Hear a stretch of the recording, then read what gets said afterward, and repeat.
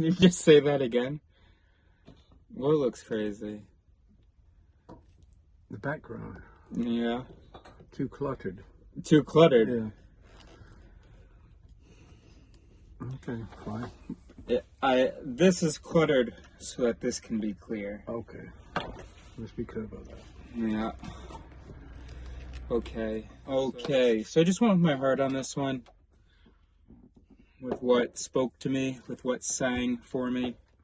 Alright, Dad. So here we've got two terms. 1, 2, revocalate and revoice. Revocalate, it says to reformulate a question such that it targets specific voices, thus avoiding influence from unwanted voices.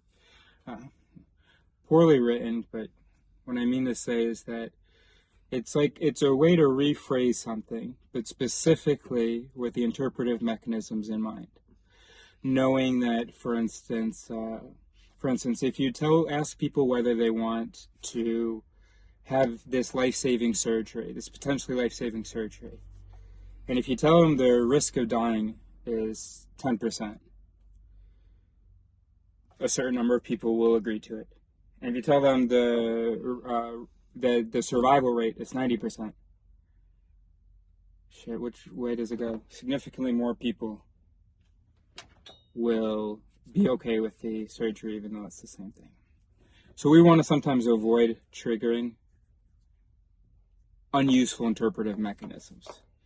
We could remove certain adjectives that don't actually relate to the point being made, because we know our brain isn't that nuanced. Our brain can be triggered by something that doesn't actually relate, but feels like it, but is associated enough.